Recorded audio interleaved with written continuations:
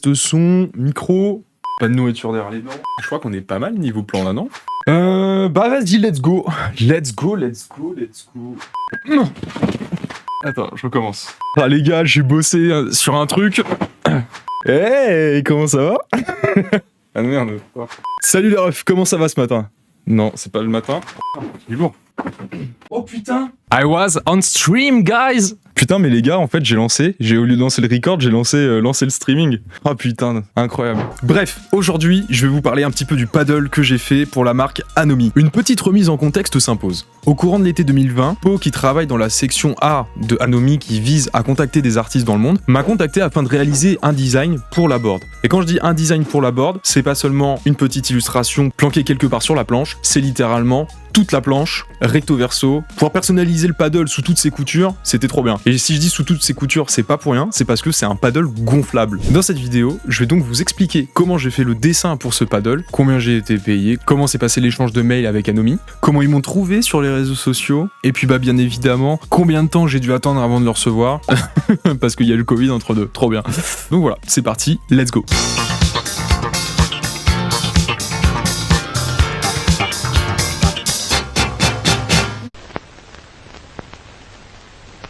La phase de recherche. Après avoir fait pas mal de recherches sur Pinterest et avoir écumé le site pour regarder toutes les planches qu'il y avait dessus pour essayer de m'inspirer, de trouver des choses qui se faisaient un petit peu, je me suis rendu compte d'une chose qui revenait assez souvent, c'est les dessins faits en isométrie. Et si vous ne savez pas très bien ce que c'est que l'isométrie ou vous voulez approfondir un petit peu, j'ai fait une vidéo juste ici qui parle de l'atelier magique, qui est un de mes derniers dessins, dans lequel j'ai utilisé cette même perspective. Ce que j'ai trouvé intéressant dans le fait d'utiliser l'isométrie, en fait, c'est de pouvoir construire un design et de monter au fur et à mesure. En fait, ce que je trouve intéressant avec ce process de dessin, c'est qu'on peut vraiment y aller par doodle. Et quand je parle de doodle, je parle d'y aller petit à petit, au fur et à mesure des idées qui vont passer par la tête, et non d'avoir un croquis qui va être tout préfet dès le début et d'entamer avec ça pour la suite. D'avoir une idée globale, je veux dire. Ici, avec ce dessin, c'est exactement le même principe. Pour la direction artistique et les couleurs du paddle, je suis déjà à peu près fixé parce que je sais que je voudrais aller plutôt vers quelque chose de bleu et de violet. Et puis au fur et à mesure, je vais en ramener d'autres. Ah, donc à partir de ce tableau Pinterest, quelques idées de couleurs et le fait d'utiliser de l'isométrie, peut-être une légère influence de Macbeth, je ne sais pas. J'étais bon pour commencer. Notre phase d'idéation est terminée, on va pouvoir passer à la création. C'est parti.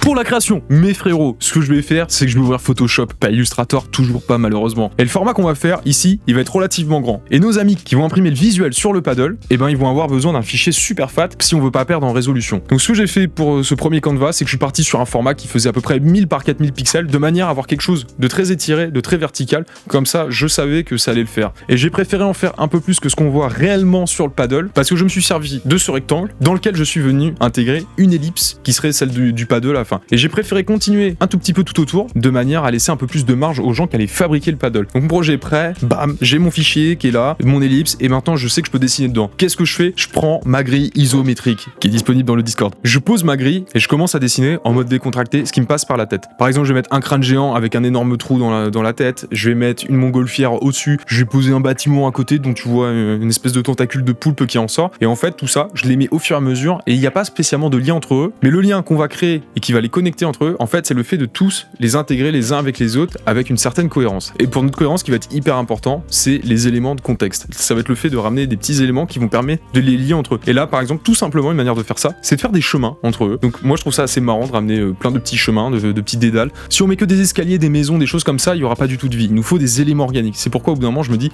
on va mettre de l'eau, ça va faire le lien quand même avec le paddle, et on va mettre un paddle justement sur l'eau. Et on va commencer à ramener également des petits personnages. C'est ça qui va donner un petit peu la vie. Je suis plutôt satisfait de ce que j'ai fait, mais je trouve qu'il ça manque encore un petit truc. Et là, je vais commencer à ramener mes premiers espaces positifs et négatifs, donc mes zones de blanc et de noir qui vont se répondre, et ça va me permettre de créer mes premiers niveaux de contraste, mes premières superpositions de plans, de manière à ce que mes bâtiments se détachent les uns des autres, et aussi d'ajouter une petite touche graphique qui peut être intéressante, comme par exemple les damiers que j'adore. Troisième jour de mon paddle, je rajoute les ombrages.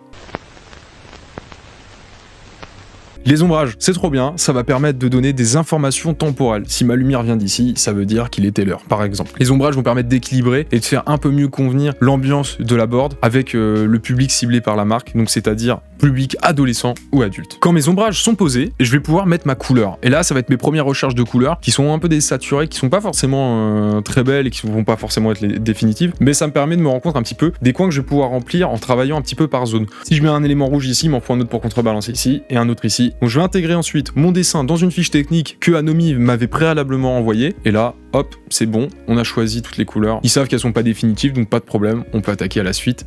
C'est parti, 4e jour. Le 4e jour, c'est là que ça devient intéressant. C'est là où le vrai travail va commencer et qu'on va avoir les premiers aperçus des éléments finaux. Donc j'attaque mon ancrage. Je commence par mes éléments principaux, ceux les premiers avec lesquels j'avais commencé ma création, parce que c'est eux qui me donnent le mieux la vision et la direction artistique de mon projet. Et je continue au fur et à mesure avec ce qui va être autour. Donc très honnêtement, quand je fais mon line art, j'ai pas trop d'idées vers où je vais aller. Je m'occupe de faire mes principaux éléments, les premiers quand j'ai fait ma création, parce que je sais que c'est eux qui vont me donner mes informations en termes de direction artistique. C'est les premiers, c'est ceux qui me donnent le plus de vision quand je fais mon projet, donc c'est par eux que je commence. Souvent c'est les personnages principaux ou c'est ceux qui vont peut-être avoir un peu plus de storytelling, un peu plus de force dans le design, et puis au fur et à mesure je continue et je brode autour. Voilà, pas spécialement un gros process, juste je me concentre un petit peu sur les ambiances que j'ai envie de retranscrire. Si tel endroit je veux du mood comme ça, là comme ça, let's go. 5e jour pour mon dessin, je continue le line art et cette fois, faut que j'active un petit peu parce que j'ai bien avancé la veille, j'ai super bien charbonné, mais j'ai encore vachement de travail parce qu'on en est encore toujours qu'à l'étape du line art, quasiment pas encore posé et j'ai encore quasiment pas posé les aplats noirs. Et les aplats noirs, ils vont être fondamentaux parce qu'ils vont donner de l'information, comment sont superposés les plans. J'ai pas forcément toujours le même process à chaque fois, je vais pas forcément faire tout mon line art et terminer avec mes aplats à la fin, mais ici c'est ce que j'ai fait. Je trouvais ça assez satisfaisant après avoir trimé un petit peu, de pouvoir, après quelques sélections à la baguette magique, la dilatation des pixels, faut pas oublier, sinon on va laisser des petits pixels blancs, et après le pot de peinture. Et ça, quand ça remplit de manière un petit peu magique tous les aplats que t'avais laissés, ça fait plaisir. Je passe le reste de ma journée à équilibrer les zones de noir, les zones de blanc, comment tout ça va un peu fonctionner ensemble, et puis là on est bon. Ça me permet d'enchaîner avec la 6e journée de boulot où je vais enfin pouvoir attaquer la couleur. Ça y est, on y vient. La couleur, j'avais presque le seum au début parce que je le trouvais bien en noir et blanc. Ce qui est trop cool quand t'arrives à cette étape-là de la couleur, c'est que quand tu fais juste toutes tes sélections, ça va super vite. Et donc là, juste pour faire cette partie-là, je crois qu'il me faut un truc du style 1 heure ou 2 heures. Et honnêtement, c'est bon, ça te fait avancer, ça te fait step up de fou. Poser un petit peu mes couleurs, ça me permet d'avoir de la vision. Et là, je vais commencer à poser mes ombrages. J'ai pas fini de mettre toutes les couleurs, mais justement, le fait d'en avoir posé quelques-unes, ça me permet de resituer un petit peu comment mes ombres vont fonctionner. Et donc, ça me permet de sélectionner à peu près la bonne teinte pour mon ombre et de voir comment elle va influencer mes autres couleurs. J'ai passé le début de ma journée très rapidement sur la couleur, donc maintenant je vais y dédier tout le reste à l'ombrage, parce que l'ombrage ça va être beaucoup plus long, ça va être un peu plus laborieux. Je vais devoir remplir au pinceau au fur et à mesure les zones, c'est chronophage, donc j'y consacre le reste de ma journée. À partir du croquis que j'avais fait, avec lequel j'avais pu déterminer un petit peu d'où viendrait ma lumière et tout, je fais pareil, mais je redégrossis et là très très vite. Je prends mon brush en super gros, bam, et je pose des blocs d'ombre, hop, hop, là où je sais à peu près qu'ils vont aller, et je creuse vite fait dedans, mais l'idée c'est vraiment d'avoir le truc global. Hop, une fois que j'ai la globalité, je peux commencer à venir peaufiner un petit peu dans les détails, et là ça va être la partie un peu plus laborieuse quoi.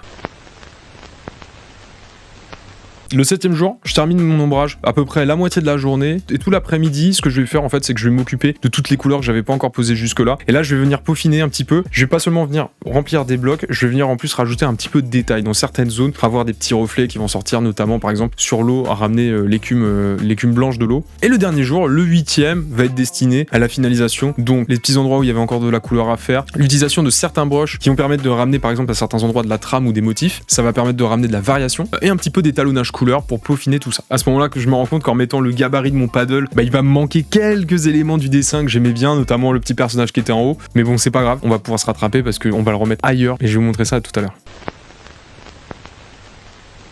Maintenant, je vais vous montrer le résultat final du paddle en lui-même. Et là, il faut que je le gonfle.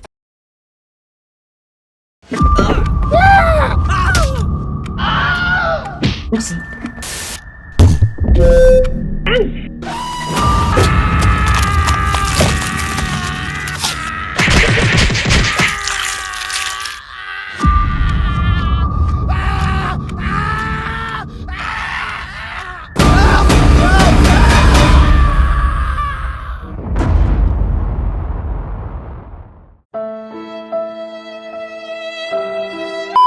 Et le résultat, il fait plaisir. Alors vraiment, sur ce coup-là, je suis doublement satisfait avec ce produit, ne serait-ce que déjà par la fidélité des couleurs sur le produit, et en plus, le paddle met vraiment en valeur les dessins, et ça fait plaisir. Vraiment très content. Et de plus, pour avoir testé le paddle, ça a été une super expérience. Comme j'ai dit au début de la vidéo, Anomi, ils m'ont contacté, je vais poser ça, Hop, Anomi m'a contacté par mail. Et en fait, comment est-ce que Anomi m'ont trouvé sur internet? Le premier échange qu'on a eu entre eux et moi, c'est d'abord un DM sur Instagram. Ils ont trouvé mon contenu et mes illustrations intéressantes pour plusieurs raisons. D'abord, la cohérence entre tous les dessins, on pourrait dire à partir de là, un peu la direction artistique, la vision de l'artiste entre guillemets, mais ce qui correspondrait plus largement à votre personal branding. C'est ça qu'ils veulent. À partir du moment où une marque te contacte pour laisser ta vision s'exprimer, c'est qu'ils estiment que ton style de dessin est suffisamment intéressant pour collaborer avec eux, d'une première part, et deuxièmement, que ça pourrait correspondre à ce que les gens qui achètent déjà du Anomi voudraient acheter ou aimeraient voir. C'est aussi intéressant, c'est ce que font aussi beaucoup de marques, c'est que ça permet de développer leur communauté en collaborant avec des artistes, en aussi récupérant un petit peu leur communauté. C'est comme ça aussi que des marques essayent de se faire connaître. Bon, en l'occurrence, à ce moment-là, je devais être aux alentours des 30 000 sur Instagram. On est aujourd'hui plus de 90 000 et pour ça, je vous remercie beaucoup. D'ailleurs, si vous voulez me donner un petit coup de pouce pour qu'on atteigne les 100 000, ça me ferait super plaisir. Maintenant, passons à la question de la facturation.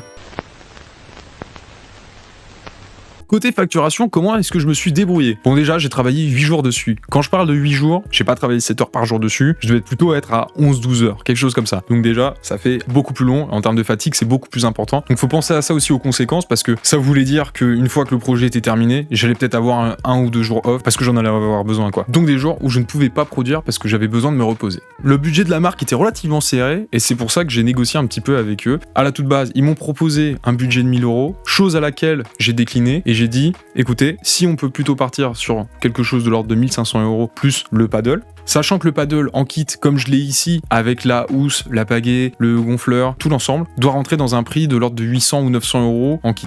Vaut mieux demander toujours un petit peu plus pour revoir après à la baisse ses attentes. Et on a trouvé un terrain d'entente sur du 1250 plus le paddle, chose qui m'a rendu super heureux quand ils ont accepté, parce que pour moi, le plus important, c'était de rentrer dans mes frais, bien évidemment, mais surtout d'avoir le produit physique avec moi. Déjà parce que j'aime bien checker la qualité et savoir avec qui je travaille, c'est hyper important, c'est primordial. Quand vous faites des collaborations avec des marques, c'est hyper important de pouvoir checker un petit peu la qualité que revêt les produits, parce que si vous êtes sur quelque chose d'un petit peu décevant, c'est votre image aussi qui va en pâtir. Et donc le paddle, devinez combien de temps ça a pris pour qu'il arrive jusqu'ici. Normalement, la production devait commencer dans les semaines à suivre. Je savais que d'après ce que j'avais été prévenu, j'avais quelque chose comme de l'ordre de 5-6 mois avant que ça n'arrive. J'ai attendu beaucoup plus que ça. J'ai attendu le double avec le Covid, trop bien. Donc au bout d'un an seulement, je l'ai reçu. Mais au final, je l'ai bien su, j'étais trop content. Et en comparaison avec d'autres projets, un an, c'était pas grand-chose. Ça allait honnêtement. Aussitôt reçu, je suis allé faire des photos et ça m'a permis d'alimenter mon Behance. Et c'était trop bien, c'était l'occasion de le tester. C'était la première fois que je faisais du paddle en plus. C'était trop cool de pouvoir faire sa première session de paddle sur le sien, trop bien. Il y a une petite anecdote que je vous ai pas racontée par rapport à ce paddle, c'est que c'est le premier projet, le tout premier, le first one, la première commande que j'ai pu faire, je l'ai faite en direct sur Twitch, everyday. J'étais en live sur Twitch tous les jours lorsque j'ai fait ce dessin et ça fait déjà septembre 2020. Autant dire que c'est la période où j'ai vraiment commencé à streamer. Hyper important, ne sous-estimez pas la portée que peuvent avoir vos travaux une fois que vous les postez en ligne, c'est à ce moment-là que les gens peuvent les découvrir et les voir. Si vous ne mettez rien en ligne, ça sera pas possible. Donc n'hésitez pas, je vous invite vraiment à partager. Et si ça vous intéresse, eh ben vous pouvez venir dans le Discord, partager avec les autres vos dessins. Et c'est là où on fait aussi des reviews tous les lundis de 18h à 20h pour essayer de vous aider un petit peu. J'essaie de vous donner des tips comment améliorer vos dessins, vos projets en ligne, vos portfolios, etc. Merci à tous énormément d'avoir regardé cette vidéo. J'espère qu'elle vous aura plu. Si vous voulez m'aider, me soutenir, n'hésitez pas avec le petit pouce, le petit commentaire et évidemment l'abonnement. Ça fait plaisir. Si vous voulez voir d'autres de mes créas en direct et comprendre un petit peu mon processus, n'hésitez pas. Je suis sur Twitch plusieurs fois par semaine. Vous avez les liens juste en dessous. Moi, je vous fais des bisous. On se retrouve dimanche prochain. Ah, ciao, ciao!